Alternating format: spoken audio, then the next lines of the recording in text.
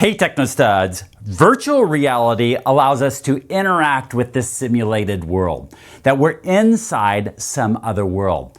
Augmented reality is somewhat similar, except for we utilize the outside world.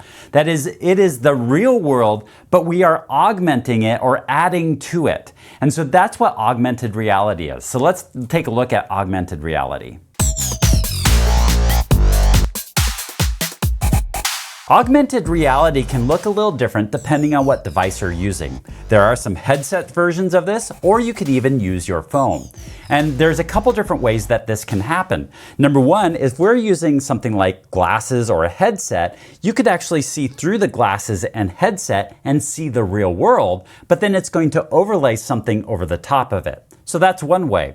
Or with something like your phone or some systems, what they'll do is it will use a camera to be able to portray the outside world, but then inside your headset, then it will overlay some extra detail on it. So what is augmented reality? It's a computer-generated imagery that goes over the top and superimposed over the top of the real life, of what is happening in real life. So some vendors that will actually produce these, the new Quest 3 has some capabilities of this, the Apple Vision Pro. So purpose of it, a lot of it is gaming and entertainment, although there are other purposes as well. The OS examples, here's where it's Meta OS or Vision OS are some examples of that. Standard apps, games, healthcare, real estate, education. So those are some of the applications that we're using it for now. It's a very immersive experience and very entertaining, although there is some productivity apps that are out there as well for this. Drawbacks, they can tend to be a little more costly, although I'll show you just something you could use with your phone.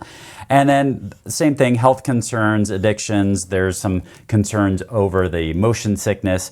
Although you don't get motion sickness as bad with this because it's showing you the real world and should be mostly one for one and no delay with it. So now here's an example of it. I put a dinosaur in my room. So you can see that I just have my regular room and it's showing the regular room, although it's superimposed this dinosaur on it. I don't really have a dinosaur there.